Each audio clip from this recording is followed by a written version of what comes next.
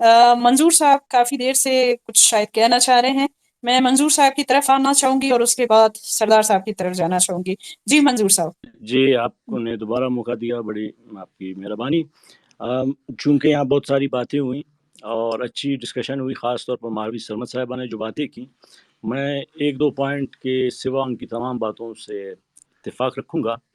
اور افراسیاب صاحب نے بات کی کہ ہمیں اس طرف زیادہ توجہ دینی چاہیے جو ریاستی جبر ہے، لیکن یہاں پر کچھ ایسے معاملات، کچھ اور بہت سارے سوالات اٹھ کھڑے ہوئے ہیں جو سردار صاحب نے باتیں کی. اس حوالے سے میں ظاہر ہے ایک جونیئر، سب سے جونیئر ہوں، مجھ سے سینئر ہیں اور میں سیکھنا بھی چاہوں گا. اور سردار صاحب نے کہا کہ شاید طنز کیا کہ ہم سر پر کتابوں کا بوجھ ڈال کر بلوچستان کا مسئلہ حل نہیں کر سکتے، لیکن بحیثیت ایک اسٹوڈنٹ میں سمجھتا ہوں دنیا میں جتنے بھی قوموں نے آزادی لی ہے یا انقلاب آیا ہے، ان کے تمام لیڈروں کو دیکھے وہ اعلیٰ مدبر تھے، وہ اعلیٰ صافی تھے، وہ فلسفہ جانتے تھے، انہوں نے کتابیں لکھی اور انہوں نے نہ صرف جدوجہد کی بلکہ وہ پڑھنے کی بھی اتنے ہی رسیات تھے کہ وہ اپنی نیندیں آرام کر کے پڑھنے کو زیادہ توجہ دیتے تھے اور سمجھنے کی کوشش کرتے تھے. جیسے کہ میں نے کہا کہ انتظار حسین نے یہ کہا کہ ماؤ اتنی صدی کا آدمی نہیں، 20 صدیوں کا آدمی ہے، کہ اس میں 20 صدیاں جو چین کی ہیں وہ بستی ہیں. وہ اتنا بڑا آدمی تھا اور مارکس 15 گھنٹے پڑھتا تھا. وہ کوئی بیوقوف نہیں تھا کہ وہ 15 گھنٹے اور اس کے بچے مر رہے ہیں وہ پڑھتا رہے. اور یہاں پر یہ بھی میں چاہوں گا کہ ہمارے جو ایک جمیل جالبی صاحب ایک دانشور ہیں، ان کی کتاب ہے پاکستان کے معاشرے کے حوالے سے، خصوصاً تقسیم کے حوالے سے ہندوستان، انہوں نے کہا جب بھی کوئی فرد یا گروہ جب اپنے محور سے ہٹ جاتا ہے تو پھر وہ اس جملہ کہتا ہے، اس کے بعد وہ اس کی تردید بھی خود کرتا ہے. اس حوالے سے میں صرف ایک سوال افرا صاحب خٹک صاحب کے سامنے رکھوں گا. اگر آپ کہتے ہیں کہ جو پارٹیاں ہیں ان کا ٹھیک ہے، پارٹیاں ہوتی اسی لیے ہیں، اس پر بھی میں آؤں گا کہ پارٹیوں کی ضرورت کیوں پڑتی ہے. اگر اے این پی وہ کردار ادا کر رہی ہوتی قوم پرستانہ، تو کیا منظور پشتین کا جنم ہوتا؟ کیا منظور پشتین کا اے این پی کی نالائکی اور اس کی جو بدعہدی کو ظاہر نہیں کرتا؟ اور آپ لوگوں نے جو این ڈی ایم بنائی ہے افرا صاحب، کیا وہ اے این پی کی نالائکیوں، اپنے جو منشور ہے، جو سوچ ہے، اس سے جو انہوں نے روگردانی کی ہے، اس کی سبب سے تو آپ نے نہیں بنائی؟ تو این ڈی ایم آپ نے اسی لیے بنائی کہ اے این پی ظاہر ہے اس نے جو ہے وہ کردار ادا نہیں کیا جس کی اسے توقع رکھی جا رہی تھی. اور جب بھی قومیں غلام بنتی ہیں، اس کی ذمہ داری اس کے سربراہان کو جاتی ہے یا ان پولیٹیکل لیڈرز کو جاتی ہے جو اس وقت موجود ہیں. جب ہندوستان غلام ہوا تو نے نہیں کہا کہ فلانا پروفیسر کی وجہ سے ہوا، کسی ٹیچر کی وجہ سے ہوا. اور یہاں میں بلوچ پروفیسر ٹیچر کی جو ہے وہ سپورٹ نہیں کروں گا، وہ بھی مراتع یافتہ ہیں، وہ بھی اس گندے کیل کا حصہ ہیں. اور سوائے ایک دو جیسے سواد اشتیاری صاحب، وہ بھی تنخواہ لیتے تھے، سردار صاحب کو معلوم ہوگا. اور ان کی پارٹی نے تو ان کو اخبارات میں بھی لکھا، جب سبا صاحب نے مخالفت کی، کہا کہ یہ عجیب شخص ہیں جو ہماری مخالفت کرتے ہیں، ساتھ سرکاری تنخواہ بھی لیتے ہیں. وقت نے دکھایا کہ ان کو ٹارگٹ کلنگ کا نشانہ بنایا گیا. اس وقت جب ان کو شہید کیا گیا اس وقت بھی سرکاری تنخواہ لے رہے تھے. پروفیسر رزاق زہری کو خزار میں شہید کیا گیا، وہ بھی تنخواہ لے رہے تھے. اور ایسے بھی ہم نے ایجنٹ دیکھے جو تنخواہ نہیں لیتے ہیں لیکن اربوں کربوں پتی مالک بنے، جانتے ہیں، ہمارے ساتھ پڑھتے تھے، ہمارے کلاس فیلو تھے. آج وہ کربوں پتی کیسے بنے یہ ہم بھی جانتے ہیں، کوئی ڈکی چھپی بات نہیں ہے. اور دوسری بات یہ ہے کہ جب بلوچستان غلام ہوا تو کیا اس کی ذمہ داری خانہ افقلات پر ہے، میر بزنجو پر ہے، والیان رسب الا خاران مکران پر ہے، یا کسی ٹیچر پر ہے؟ ٹیچر یا میں ایک لیمن ہوں، اور جو کوئی چاہے وہ میر بزنجو ہوں، چاہے اختر مینگل ہوں، ڈاکٹر مالک ہوں، جو بھی سیاست کرے گا، سیاسی پارٹی بنائے گی یا اس کا لیڈر ہوگا، تو ایک لیمن کی حیثیت سے میرا حق ہے کہ میں اس سے سوال کروں، میں اس سے پوچھوں کہ آپ نے جو ہمیں سبز خواب دکھائے، اپنی سبز باغ دکھائے، ان کا کیا بنا؟ جب 88 میں بی این ایم بنتی ہے تو اس وقت تو ایک بی این ایم تھی. جب بی این ایم 90s میں ٹوٹتی ہے تو کیوں ٹوٹی؟ کیا اس کو کسی پروفیسر نے توڑا، کسی ٹیچر نے توڑا؟ جبکہ ہم جانتے ہیں کہ پہلا انحراف، سیاسی انحراف میر بزنجو نے 48 میں کیا، شہزادہ کریم کا ساتھ نہیں دیا. اور وہ تاریخ کسی کو نہیں چھپاتی ہے. قادر بخش زمانی کی کتاب موجود ہے، جس کو اس سے فیض حاصل کرنا ہے وہ کر لیں. اور بلوچ سیاست میں ایک دفعہ جو ہے نظریاتی اختلاف ہوا ہے، جو بابا مری اور میر غوث بخش بزنجو کے درمیان تھا. اور جو افرا صاحب نے بات کی، نیب کی بات کی یا پونم کی، تو بتاتا چلوں کہ حیدرآباد سازش کیس میں جناب آپ، اور میں ان کی بہت ریسپیکٹ کرتا ہوں، اور وہ بلوچ جو بھی مسئلہ ہوا ہے انہوں نے پہل کی ہے، میں ان کا بہت احترام کرتا ہوں بحیثیت سینئر ایک انتہائی لکھے دانشور شخص کے حیثیت سے. لیکن آپ مجھے پتہ ہے کہ نیب پھر کیوں وہ سارے لیڈر اکٹھے کیوں نہیں ہو سکے، بابا منی نے الگ تھا کیوں اختیار کیا. اور اس کے بعد پونم جب بنائی گئی، جب سردار طاولہ نے پونم بنائی تو اس کی سربراہی جو ہے اے این پی کو دی گئی. اے این پی نے اپنا کنارہ اس لیے وہ الگ کیا کہ جی پونم تو کنفیڈریشن بنانا چاہتی ہے، پونم کے ساتھ اے این پی نے نہیں دیا، چھوڑ گیا. پھر جب شہید نواب بگٹی پہاڑوں پر تھے تو سردار طاولہ مینگل نے پونم کی سربراہی محمود خان اچکزئی کو دی، جس نے آج تک اس کو غیر فعال بنایا ہے. پونم موجود ہے لیکن اس کی باقاعدہ موت کا یا تجویز و تکفین کا کوئی بندوبست نہیں کیا گیا. اسی طرح سردار صاحب یہ کہتے ہیں کہ بلوچ قوم نہیں بنی ہے. اگر بلوچ قوم نہیں ہے تو سردار طاولہ مینگل نے بلوچ قوم میں جنم کیسے لیا؟ بابا مریض قوم میں پیدا کیسے ہوئے؟ شہید نواب اکبر خان بگٹی قوم میں پیدا کیسے ہوئے؟ اور اگر ہمارے پاس ریڈیو اسٹیشن نہیں ہے، اخبار نہیں ہے، مانتا ہوں ہمارے پاس جہاز نہیں ہے، تو جب نیب کی حکومت توڑی گئی خود میں نے سردار طاولہ مینگل سے خود پوچھا میں نے ورڈ میں کہ آپ لوگ کیوں جلا وطن ہوئے؟ تو انہوں نے کہا کہ اگر ہم جلا وطن نہ ہوتے تو ضیاء الحق مجھے اور خیر بخش مری کو پھانسی دیتا. اس کے بعد سردار صاحب لندن گئے، وہاں انہوں نے بی ایل او بنائی، بلوچ لبریشن آرگنائزیشن. آزاد بلوچستان کے نام سے ایک جریدہ بھی نکالا. کیا اس وقت ہمارے پاس ریڈیو تھے؟ کیا اس وقت ہمارے پاس جہاز تھے؟ کیا اس وقت ہم ایک قوم تھے جب سردار صاحب نے یہ بات کی؟ اور جب اسد مینگل کو ان کے ساتھی احمد شاہ کے ساتھ مار کر شہید کیا گیا، اور آج تک سردار صاحب کو، سردار طاولہ مینگل کو بھی ان کی قبر کا بھی نہیں بتایا گیا. کیا اسد مینگل آزادی پسند تھے یا جمہور نواز تھے؟ اس کا فیصلہ اختر سے زیادہ قوم کرے گی، تاریخ کرے گی. اور آج جب پاکستان ایک ایسے مرحلے میں پھنسا ہوا تھا کہ وہ عمران خان کو ہٹا نہیں سکتی تھی، اس کے لیے اختر مینگل کی 4 سیٹوں کی ضرورت تھی، تو اس وقت پاکستان ٹوٹنے کے قریب تھا. اس کے خود جو دانشور وہ کہہ رہے تھے کہ اس وقت اختر مینگل صاحب نے ڈیمانڈ کیوں نہیں رکھی کہ جی تمام مسنگ پرسنس کو رہا کریں تب میں ووٹ دوں گا. چلے مسنگ پرسنس کو چھوڑیں، گولی ماریں، وہ عام بلوچ ہوں گے، وہ تو آزادی کی بات کریں کہ جی جمہوریت ہے، اور جو مارنگ یا خواتین آئی ہیں ان کو بھی تو تشدد کا نشانہ بنایا گیا. یا میں سوال رکھنا چاہتا ہوں، کیا یہ کام ہماری ماؤں بہنوں کا ہے یا سیاسی لیڈروں کا، پارٹیوں کا؟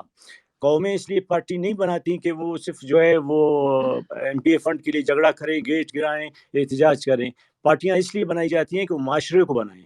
ٹیچر کا کام اپنے قوم کے بچوں کو تعلیم دینا ہوتا ہے، لیکن معاشرے کو بنانا اور اس کو قوانین دینا وہ جو ہے پارلیمنٹ یا سیاسی پارٹیوں کا کام ہوتا ہے.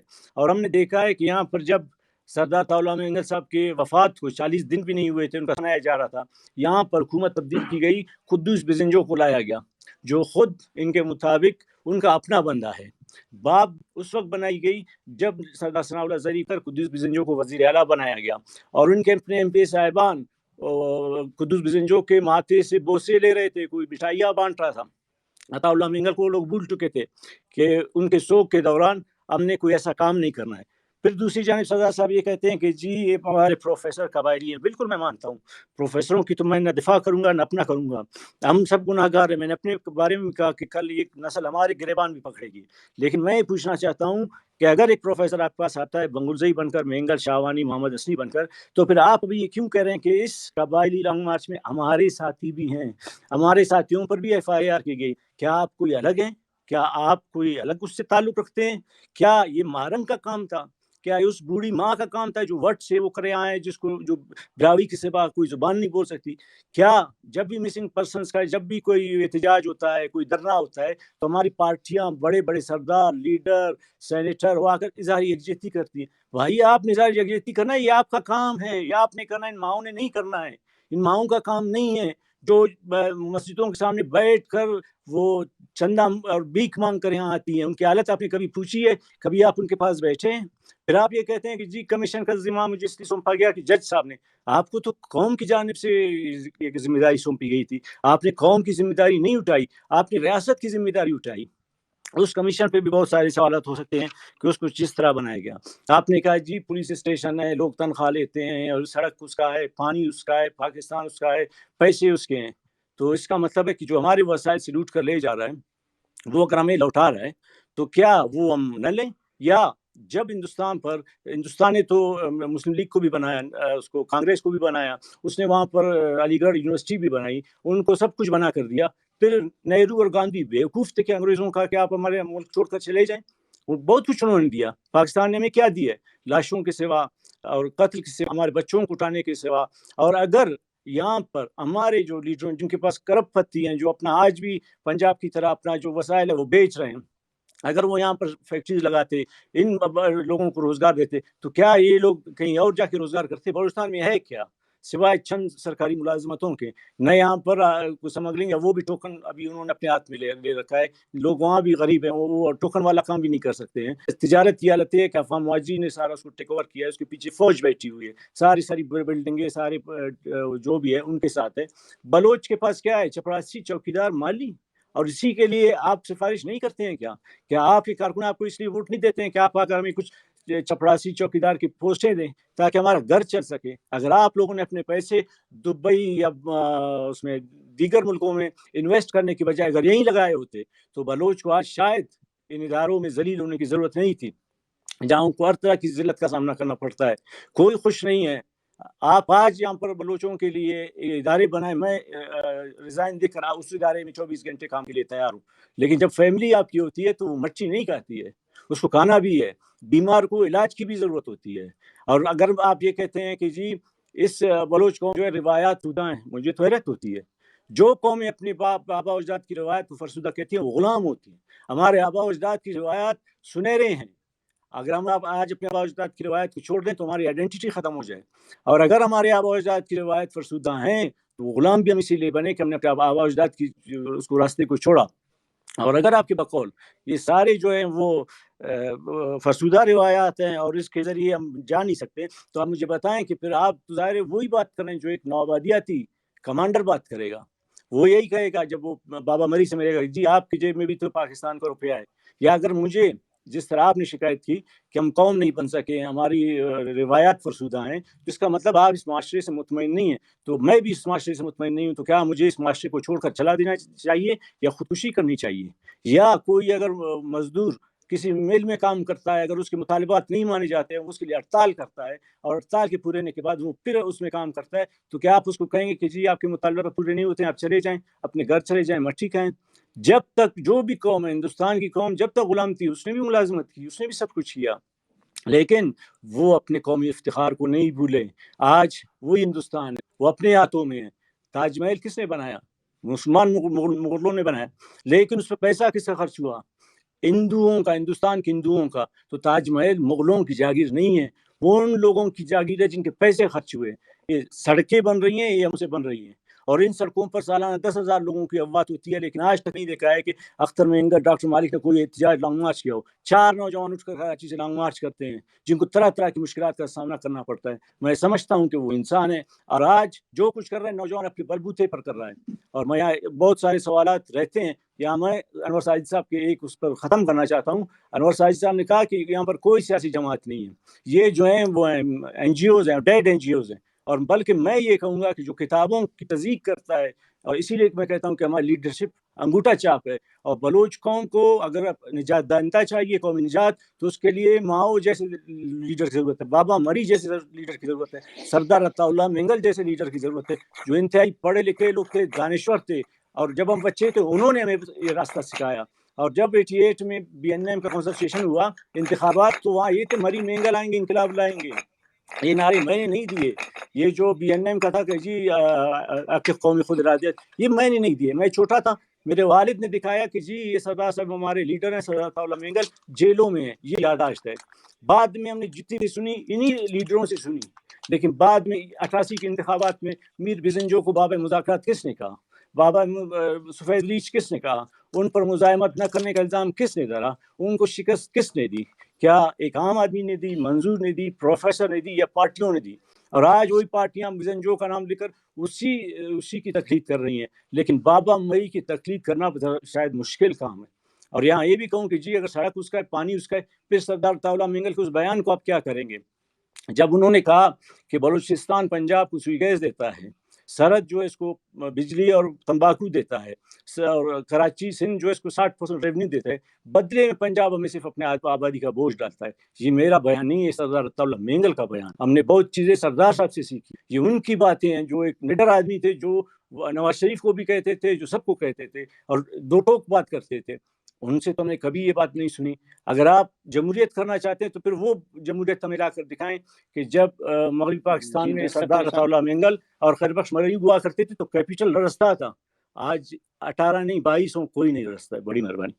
لیکن سردار صاحب نے ابھی اپنے باتوں میں ایک چیز کا کہا، لفظ کالونی کا یوز کیا ہے. کالونی دیکھیں آپ اس وقت یوز کرتے ہیں وین یو سے کہ آپ کسی ایک ایسے حکومت کے انڈر ہیں اور آپ بحیثیت غلام کے اس کے انڈر ہیں کہ جہاں پر لوٹ مار ہو رہی ہے آپ کی ریسورسز کی، آپ کی ہیومن ریسورس کو باقاعدہ مس یوز کیا جا رہا ہے، آپ کے وسائل لوٹے جا رہے ہیں، اور اسی کالونی کے اندر پھر یہ ہوتا ہے، اور وچ از اے ویری نیچرل پروسیس، کہ وہاں پہ پھر جو دوجہد کی جاتی ہے اس کالونی سے نکلنے کے لیے ایک اپنی آزاد خود مختار آئیڈینٹیفیکیشن بنانے کے لیے پھر انہوں نے دوبارہ یہ کہا کہ جو اسمبلیز ہیں اس کے اندر بیٹھنا اس لیے بھی ضروری ہے تاکہ ہم اپنی بات پہنچائیں، جبکہ ہم یہ سمجھتے ہیں کہ جتنی بھی اسمبلیز ہیں وہاں پہ جا کے آپ کا نمبر، آپ کا کوٹا میٹر کرتا ہے.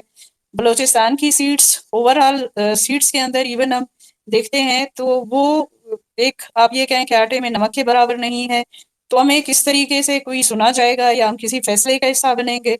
اگر ایسا نہیں ہے، ہم دیکھتے ہیں کہ پچھلے 5 سالوں سے جس ایک لسٹ کے اوپر یہ آئے that was missing persons missing persons missing persons, after 5 years آج ہم یہاں کھڑے ہیں کہ آج آپ کی مسنگ پرسنس کی تعداد زیادہ ہوئی، آج آپ کے فیک انکاؤنٹر زیادہ ہوئے، آج صرف اور صرف ابھی بھی میں نے یہاں پہ اسی میسج کے اندر شیئر کیا ہے کہ صرف اس ایک سال میں 69 لوگوں کو شہید کیا گیا جسے انفورس ڈسپیئر کیا گیا تھا. لاسٹ ایئر زیارت کے اندر جو فیک انکاؤنٹر ہوتا ہے اس کے اندر شمس نام کا ایک لڑکا موجود تھا جس کا تعلق خلات سے تھا، اس کے ہاتھوں پہ کوئی گرم چیز ڈالی گئی تھی اس کو شہید کرنے سے پہلے، اور اس کے ہاتھوں پہ ہتکڑیوں کے نشان تھے. تربت میں لاسٹ ایئر 5 لاشیں گرائی گئی جس میں سے 3 بھائی تھے اور 2 اسی خاتون کے اپنے بھائی کے بیٹے تھے. تو اس خاتون نے جب یہ کہا کہ ریاست اگر اتنا ظلم کر رہا ہے تو اتنا وقفے کے ساتھ یہ کرتا، کم از کم میں اپنے ہر بیٹے کے سرانے بیٹھ کر اس کا نوحہ رو سکتی، اس کے لیے جس حساب سے ایک ماں کو رونا چاہیے وہ میں اس طرح رو سکتی. تو آیا یہ ساری چیزیں ہمیں مجبور نہیں کرتی کہ ہم اس اسٹرگل کا حصہ بنے کہ جہاں پر ہم اس ریاستی جبر کو، اس ریاستی ظلم کو توڑ سکیں، اس کو ختم کر سکیں؟ اگر ختم نہیں کر سکتے ایٹ لیسٹ آپ منیمائز کریں. لیکن 5 سالہ ریکارڈ یہ کہہ رہا ہے کہ آج ہم انفورس ڈس اپیئرنسز کے جس نعرے سے شروع ہوئے آج اس میں بڑھوتری آئی، اس میں شہیدوں کی تعداد بڑھی، اس میں ہم نے بیواؤں کی تعداد زیادہ کی، ہم نے اس میں یتیموں کی تعداد بڑھائی، آج ہم نے روتے بلکتے ماؤں کی تعداد زیادہ کی، آج ہم نے ڈنڈے کاتے ہوئے ان ماؤں تصاویر دیکھی، ان کو پولیس اسٹیشن میں دیکھا جہاں پر ہمارا کوئی پارٹی نمائندہ موجود نہیں ہوتا، اس جبر کی صورت میں کہ جہاں ایک بچی 7 گھنٹے تک اکیلی ایک کمرے میں اسے الگ کیا جاتا ہے، اس کو 2 بار بے ہوش کیا جاتا ہے، 4 لیڈی کانسٹیبلز اس کو پیٹتے ہیں اور صرف اس انتظار میں بیٹھتے ہیں کہ وہ ہوش آئے گی تاکہ ہم اس کو دوبارہ پیٹیں گے، اور اس کو دوبارہ مارا جاتا ہے، اس کو دوبارہ صرف اور صرف اس مجبوری سے اس کے ساتھیوں سے ملایا جاتا ہے کہ اس کو ہوش نہیں آتا. تو اس تمام کے صورتحال میں سردار صاحب آپ کیا کہیں گے؟ carrot is also there, the stick is also there, but where we are as political head، آپ کیا سمجھتے ہیں کہ where you all stand؟ اور میں صرف آپ سے ایک گروپ کے حوالے سے نہیں، اگر اوور آل آپ سمجھتے ہیں کہ آپ باقیوں کے لیے بھی جواب دیکھ سکتے ہیں، محرون منت رہوں گی، ادروائز صرف آپ اپنا بتانا چاہیں اس صورت میں بھی شکریہ. شکریہ سیدھا. مسئلہ بحث ریاست پاکستان میں ریاستی جبر اور سیاسی جماعتوں کے کردار، لیکن مجھے منظور صاحب کی لہجے سے اندازہ ایسے ہو رہا ہے کہ ریاست اختر مینگل ہے اور تمام تر ان کا جو ہے الزام مجھ پہ لگا ہے. خیر کوئی بات نہیں، میں اس موضوع کو پہ بات کرنا نہیں چاہتا تھا کیونکہ اکثر نہ کہ صرف اس طرح کی بحث میں اس طرح کے الفاظات کا استعمال کرنا، کسی کی تصدیق کرنا کا مقصد ہی یہی ہوتا ہے کہ بحث کو ہم ڈائیورٹ کریں دوسری طرف. نہ کہ صرف یہ بلکہ ہماری جو سیاچر ہے اس میں بھی ہم اب دیکھیں یا یہاں پر جو ڈفرینسز ہیں پولیٹیکل پارٹیوں کے اندر بھی، یہاں تک کہ ہماری جو بلوچستان میں جو مسلح تنظیمیں ہیں ان کے میں بھی ڈفرینسز ہیں کچھ ایسے عناصر کی وجہ سے کہ وہ ان میں کچھ ایسے سوالات یا اپنی تنقید کرتے ہیں تو ان میں بھی ڈفرینسز آ جاتے ہیں. جہاں تک آپ نے سوال کیا، دیکھیں جی اس میں کوئی دو رائے ہے ہی نہیں. جس طرح میں نے پہلے بھی کہا کہ ایک کالونی ہے، اور اس کالونی کو ہم اگر کوئی ماڈرن نام دیا جائے وہ اپنی جگہ پر، جو 1947 سے جو رویہ بڑھتا گیا ہے ہمارے ساتھ، اور جن بچوں کا آپ نے ذکر کیا کہ لانگ مارچ کا سلسلہ جو یہاں سے شروع ہوا، سے لے کر ناد سے لے کے خزار، پھر شاد سے لے کر اسلام، وہ تنظیم کے حوالے سے کیا، کسی انڈیویجول کی طرف سے کیا گیا، یا ایک منظم ایک لوگوں کی طرف سے کیا گیا، لیکن اس میں کوئی شک نہیں کہ وہ کامیابی کی طرف ان کو کسی حد تک کامیابی حاصل ہوئی ہے. نقصانات کے علاوہ نقصانات جو ہوئے اس میں لوگوں پر، بچوں پر آنسو گیس پھینکے گئے، ان پر لاٹھی چارج کیا گیا، ان پر سردی کے دنوں میں ان پر واٹر کینن سے جو ہے پانی اسپرے کیا گیا. نہیں، ہر کسی نے اپنی بساط کے مطابق اپنا حق ادا کرنا ہے. مسلح تنظیمیں جو اپنا کام کر رہی ہیں، میں نے کبھی ان کو یہ نہیں کہا کہ جی آپ آئیں پارلیمانی سیاست کر. جس کی جو بساط ہوگی اس کے مطابق وہ کام کرے گا. اب دیکھیں، پہلے یہ سوچا جائے پولیٹیکل پارٹی میں جتنا ڈفرینس ہے، کیا مسلح جو تنظیم وہ ایک مقصد کے لیے لڑ رہی ہے. دیکھیں ان میں بھی ڈفرینس آپ دیکھیں، ان کی جو اسٹیٹمنٹ آ رہے ہیں ان میں بھی ڈفرینس ہے. میں تو چاہتا ہوں کہ وہ بھی ختم ہو، لیکن ہیں اپنی جگہ پر حقیقت ہے. ایک یہ دیکھیں گے کہ 1970s کے بعد جو بلوچستان میں پانچواں جو انسرجنسی یا ملٹری آپریشن شروع ہوا وہ 2001 میں باقاعدہ بی ایل اے کا جو ہے ایک وجود آیا، اور اس کی طرف سے جو ہے نا کافی ایک انداز میں یہاں پر مسلح کارروائی بھی ہوئی. کوئی اس کو غلط کہے، کوئی اس کو صحیح کہتا ہے. اسی دوران 2002 میں الیکشن ہوئے تھے. 2002 کے الیکشن میں شہید بالاج مری نے بھی ان الیکشن میں حصہ لیا تھا. جلاوطنی اپنی ختم کر کے وہ یہاں پہ آئے، اور میں نے ان سے پوچھا، آپ ایک طرف تو وہ مسلط جدوجہد وہاں پہ کر رہے تو یہاں پر آپ نے یہ پارلیمنٹ کی سیاست کی. کہتے ہیں ہم کوئی ویکیوم چھوڑنا نہیں چاہتے کہ یہاں پر کوئی ویکیوم آئے اور ہماری جگہ پر کوئی اور کسی اور کو جو ہے ریپلیس کیا جائے. اب سرفراز بھٹی کا وہاں پر الیکٹ ہونا بہتر تھا یا نواب اکبر بھی کا؟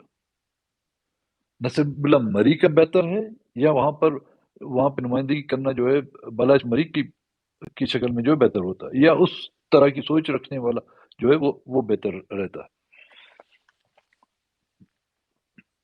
اب بات یہ ہے کہ چلو ایک منٹ کے لیے ہم فیصلہ کر لیتے ہیں، منظور بلوچ صاحب جو اس پر خوش ہو جائیں، ہم پارلیمنٹ میں نہ جائیں، ہمارا نیبل یا سوری اس سے فائدہ کس کو ہوگا؟ اگر بلوچستان کی مجموعی جدوجہد کو فائدہ ہوتا ہے تو اس پر مجھے قائل کر. فائدہ ان عناصر کو ہوگا سرفراز بھٹی کی شکل میں، شفیق مینگل کی شکل میں، یا اور جو آپ کے اس طرح کے گروہ انہوں نے ڈیتھ اسکواڈ بنائے ہوئے ہیں، وہ آ کر پارلیمنٹ میں چاہے پروونشل اسمبلی ہو چاہے نیشنل اسمبلی ہو، وہ آپ کی نمائندگی کریں، وہ بی این پی سے بہتر ہے. Well and good. اس کا مطلب کہ ہم خود ان کے لیے رائے ہموار کر رہے ہیں، ہم خود وہ راستہ ہموار کر رہے ہیں ان لوگوں کے لیے کہ وہ ریپلیس کریں. پھر وہاں پر بات ہو صرف اور صرف پر مسلح تنظیموں نے کس کو مارا ہے وہ باتیں ہوں. مجھے یاد ہے 2018 الیکشن کے بعد جب پارلیمنٹ بنی تھی، یاد ہوگا اواران سے کچھ خواتین کو اٹھایا گیا تھا. ہم نے اس پر احتجاج کیا، پارلیمنٹ کے اندر ہم نے احتجاج کیا، پی ٹی آئی کی حکومت، ہم اس کے اتحادی تھے، اور جب تک ہم نے اپنا احتجاج قائم رکھا، جب تک ان کی بازیابی نہیں ہوئی، انہی کے رشتہ دار جو آج ملک میں نہیں ہیں، جو آج باہر ملک ممالک میں، انہوں نے میسج کر کے ہمیں اپریشیٹ کیا، جی آپ نے بہت اچھا کام کیا. آج بھی آپ دیکھیں جو ہماری بچیاں بزرگ جو گرفتار ہوئے ہیں ان کی ضمانتیں تو ہم کر رہے ہیں پاکستان کے آئین اور ان عدالتوں کے توسط سے. حالانکہ میں نے کل بھی کرایا تھا ان کے لیے کہ جی آپ لوگ ضمانتوں کی طرف نہ جائیں، کیونکہ یہ ضمانتیں اگر آپ نے کرائیں تو پوری زندگی شاید حکمران یا ریاست آپ کو صرف پیشیوں پہ لگائے رکھے. ہر ہفتے بعد آپ کو ایک پیشی بھگتنی ہوگی.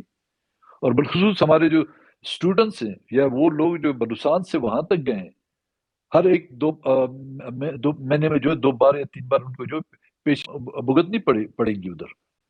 تو احتجاج اب جتنا ہم سے ہو سکتا ہے یہ حکومت کے ساتھ مطالبہ رکھیں آپ کہ جب تک کہ ان کیسز کو وڈرا نہیں کیا، ان تمام کیسز کو جو ان پر چاہے اسلام آباد میں ان کے خلاف ایف آئی آر کٹی ہے، چاہے ان کے خلاف ایف آئی آر نال میں کٹی ہے، چاہے ان کے خلاف ایف آئی آر جو ہے کوئٹے میں کٹی ہیں، خزار میں کٹی ہیں، جب تک کہ وہ کیس باقاعدہ وڈرا نہیں ہوتا تب تک کہ آپ ان کی کوئی کسی بھی بات کو ماننے کے لیے تیار نہ رہیں. وسائل جس طرح کہ کہا گیا ہے کہ جی وہ ہمارے وسائل ہیں، وسائل لا کے پھر اس میں ہمیں ہمارا حق دیا جاتا ہے. نہیں، آپ کو حق نہیں دیا جاتا، خیرات دیا جاتا ہے. چاہے ڈیولپمنٹ کے نام پہ آپ دیا جاتا ہے، ہم لے رہے ہیں. چاہے تنخواہ کے نام پہ آپ کو دیا جا رہا ہے، خیرات ہے وہ آپ لے رہے ہیں. چاہے پینشن کے نام پہ آپ کو خیرات دیا جا رہا ہے وہ آپ لے رہے ہیں. آپ کے وسائل کا حق جب ملتا ہے کہ وسائل آپ کے کنٹرول میں ہوتے، اس سے 2% آپ کو یا 12% جو رائلٹی مل رہی ہے وہ ایک خیرات ہے، وہ آپ کا حق نہیں ہے. اگر آپ اس کو اپنا حق سمجھتے ہیں تو مجھے آپ کی دانش کو جو ہے نا دونوں ہاتھوں سے سلام کرنا پڑے گا. ہم نے یہ نہیں کہا کہ جی جہاں پر میں نے یہ نہیں کہا کہ جی ہماری روایتیں جو دقیانوسی، ہم نے کہا کہ ایک حقیقت ہے کہ ہم قبائل میں ہیں. اگر ہم حقیقتاً قوم بنتے نہ وہ منظور صاحب محمد سنی ہوتا، نہ مینگل ہوتا، نہ کوئی لانگو ہوتا، نہ کوئی لڑی ہوتا. ہم قبائل میں تقسیم میں کیا، چاہے اس میں ریاست اور ریاستی اداروں کا عمل دخل ہو، کیا ابھی ہم قبائلی طور پر ہماری جنگیں نہیں ہو رہی؟ اگر ہم قوم ہوتے ہیں، ہم قوم، لیکن ہم قوم سے ہٹ کر قبائلوں میں تقسیم ہو رہے ہیں. نوری نصیر خان نے ہمیں ایک قوم کی کوشش کی لیکن وہ سلسلہ آگے نہیں بڑھ سکا، اور اس سلسلے کو جس طرح آگے بڑھنا چاہیے تھا ہم پیچھے کی طرف گئے. ہم نہ کہ صرف مینگل یا محمد سنی یا لڑی لانگو ہیں، اب تو ہم لوگ زئیوں میں بڑھ گئے ہیں. ہم تو اب اس قبائل کے بالکل ان جزوں تک آ گئے ہیں اپنے. ان جزوں سے بڑھ کر آپ قبیلہ، قبیلہ سے بڑھ کر آپ قوم ہوتے ہیں. ہم تو بالکل ریورس گیئر میں جو پیچھے کی طرف جا رہے ہیں. اور میں نے پروفیسر صاحب کو کبھی منع نہیں کیا، اور اس نے اگر ہتھیار اٹھا کر مسلح ہونے کی کوشش کی ہے، میں نے کبھی ان کو منع نہیں کیا. آج بھی اگر وہ مسلح ہو کر جانا چاہتے ہیں، میں اور تو کچھ نہیں، کم سے کم اس کو وہ راستہ دکھا سکوں گا. لیکن جب مسنگ پرسنس کا کمیشن بلوچستان یونیورسٹی میں آتا ہے، اسٹوڈنٹس کے بیانات ہم لیتے ہیں، وہاں پر پروفیسر بھی ہوتے ہیں، تمام کی تمام آپ کا یونیورسٹی کا عملہ وہاں پر موجود ہوتا ہے. لیکن میری نظر پروفیسر صاحب پر نہیں پڑی. آتے وہاں پر حقیقت بیان کرتے، وہ ایز اے گواہ بنتے، کہتے کہ جی ہم نے دیکھا یہاں پر حقیقت. وہاں پہ کافی پروفیسر تھے، لیکچرار تھے، انہوں نے کھل کر ہمارے سامنے بات کی کہ یہ زیادتیاں ہو رہی ہیں اس انسٹیٹیوشن میں. کیا اس لانگ مارچ میں جانے کا فرض صرف بلوچستان نیشنل پارٹی پہ تھا؟ دوسری پولیٹیکل پارٹیوں پر نہیں ہے؟ دوسرے لوگوں پر نہیں ہے؟ چاہے اس کی ذمہ داری باقی لوگوں پر نہیں عائد ہوتی؟ ہم سمجھتے ہیں ہم پر ذمہ داری، لیکن لوگوں میں اتحاد پیدا کرنے جو ضرورت ہوتی ہے، لوگوں میں اتفاق پیدا کرنا، نہ کہ لوگوں میں نفاق پیدا کرنا. اور جس حد تک ہم نفاق پیدا کرتے رہیں گے چاہے اپنی تھیسس کے ذریعے سے، تو وہ الٹیمیٹلی نقصان اس قوم کو ہوگا، اس وطن کو ہوگا، اس وطن پر بسنے والوں کو ہوگا. میں نہیں سمجھتا کہ آج جو کچھ ہو رہا ہے اس بلوچستان میں، نہ پارلیمنٹ میں ہم نے کبھی قطعاً یہ نہیں کہا کہ جی پارلیمنٹ سے جو ہے نا 4 سیٹوں کے بدلے ہم اپنے حقوق حاصل لیں گے، لیکن 4 سیٹوں کے بدلے 450 لوگ ہم نے بازیاب کی. وہ تو کوئی اپریشیٹ نہیں کرنا، نہیں ہمیں کسی کا جو ہے میڈل چاہیے اس کے لیے، نہیں ہمیں کسی کی سرٹیفکیٹ چاہیے کہ جی ہم نے یہ بڑا کردار کیا. جو بس ہمارے بس میں تھا اس وقت کے دور حکومت سے ہم نے وہ حاصل کر لیا. اگر آپ سمجھتے ہیں کہ عمران خان کی حکومت سے ہونے سے پاکستان ٹوٹ جاتا، میں آپ پہ تو نہیں ہنس سکتا، میں اپنے آپ پہ ہی ہنس سکتا ہوں کہ عمران خان کے ہوتے ہوئے، حکومت کے ہوتے ہوئے پاکستان 2 لخت ہوتا. اس کا مطلب پھر ہم عمران خان کو سپورٹ کرتے. وہ عمران خان نے ہم سے معاہدہ کیا جس میں سر فہرست مسئلہ یہ تھا، وہ جب منکر ہوا لاسٹ میٹنگ میں، جب میری اس کی ملاقات ہوئی، اس کے یہ الفاظ تھے کہ جی یہ لوگ ہمارے پاس یا افغانستان میں یا دبئی میں. پھر بھی میں اس کے ساتھ بیٹھا رہتا، 2 سال اس کے ساتھ رہا. اس پر بھی گناہ گار، جب اس کو ہم نے چھوڑا اس پر بھی ذمہ دار، ہم گناہ گار. لیکن اس نے اپنے دور حکومت میں جب ہم نے اس کو خیر بات کہا، کسی نے آ کے ہماری پارٹی کے لوگوں سے یا ہم سے پوچھا کہ اس دور عمران خان اور اس کے فیضیابوں نے ہمارے ساتھ کون سا رویہ برتا تھا، اور اس کو ہم چھوڑتے، وہ قائم ہوتا ہے کیونکہ اسی آسرے میں کہ جی پاکستان ٹوٹ رہا ہے. ملک ٹوٹے ہیں، اگر یہ آپ مانے یا نہ مانے، یہاں پر پولرائزیشن جو ہوئی یا یہاں پر جو نئی نئی ریاستیں قائم ہوئی، وہ ان قوموں کی جدوجہد کے ساتھ ساتھ وہ عالمی قوتیں جو آج کل توبہ نعوذ باللہ خدا کے بعد اپنی طاقت پر جو گمنڈ کر رہی ہیں، انہی کے آشیرواد سے ٹوٹا ہے. بنگالیوں کی جدوجہد پہ کوئی کمی نہیں. بنگالیوں نے جس انداز میں اپنا خون بہایا، اگر وہ بین الاقوامی قوتیں نہ چاہتی شاید آج بنگالی اسی ملک کا حصہ ہوتی. ان کی جدوجہد جاری تھی، اس میں کوئی کمی نہیں آتی. ہم اپنی جدوجہد کو، چاہے وہ مسلح ہو چاہے غیر مسلح ہو، چاہے وہ جمہوری ہو، ہم اس کو ایک منظم انداز میں آگے لے جا نہیں سکتے. اس میں ہم کامیاب نہیں ہوئے ہیں. اس کی بہت ساری وجوہات ہیں. ہم لوگوں کی انا بھی ہو سکتی ہے، ہماری لیڈرشپ سکتی ہے، ہمارے ایڈوائزر بھی ہو سکتے ہیں، یا ہم میں وہ کالی بیڑے بھی ہو سکتی ہیں جو اتفاق کی بجائے ہم لوگوں میں جو نفاق پیدا کرتی ہیں، چاہے ان کے پیچھے ان کے کوئی بھی مقاصد ہوں. لیکن نفاق کے ذریعے سے ہم اپنے وہ بیسکس رائٹس حاصل نہیں کر سکتے. آپ نے کہا کہ جی یہ جو لانگ مارچ یہاں سے گیا ہے، اس سے پہلے بھی ایک لانگ مارچ آیا تھا ماما قدیر کی شکل میں. مجھے بتائیں، کوئٹہ سے لے کر جب یہاں خضدار تک پہنچے، ان کے ساتھ مشکل سے 15 لوگ تھے، 2-3 مرد تھے، باقی سب خواتین تھے. کسی نے ان کا ساتھ نہیں دیا. یہ کوئٹہ پریس کلب سے ہوتے ہوئے، بلوچستان یونیورسٹی سے ہوتے ہوئے، سامنے سریاب، آپ کا مستونگ، کلات، سوراب، سب کراس کر کے یہاں تک پہنچے. خضدار سے آگے ان کو آنے کی اجازت نہیں تھی کہ ڈیتھ اسکواڈ نے ان کو تھریٹ کیا تھا. بلوچستان نیشنل پارٹی کے وہ لوگ تھے جو انہوں نے ان کا ساتھ دیا وہاں سے. وہ کسی پہ احسان نہیں کیا. کوئی اس کو سمجھتا ہے میں اس کو جتلا رہا ہوں، ایسا نہیں. میں صرف ان کو بتانے کی کوشش، جن کی یادداشت کمزور ہے بہت، ان کو یاد دلانے کے لیے میں خود ان کو ریسیو کرنے گیا اور خود یہاں سے جو ہے بیلے تک کچھ راستے تک میں گیا اور اپنے ساتھیوں کو بھیجا کہ ان کو بلوچستان کی حدود کراس کر کے وہاں پر بھیجے. ابھی بھی اگر میں نے ہمارے ساتھیوں نے اس لانگ مارچ میں کسی کا ساتھ دیا ہے تو میں واضح کرنا چاہتا ہوں نہ ہی ہم نے کسی مقاصد کے لیے حاصل کیا، نہ ہی کوئی سیاسی اس کے پیچھے ہمارے مقاصد تھے، نہیں ہم اس کو الیکشن کا ٹول استعمال کرنا چاہتے ہیں.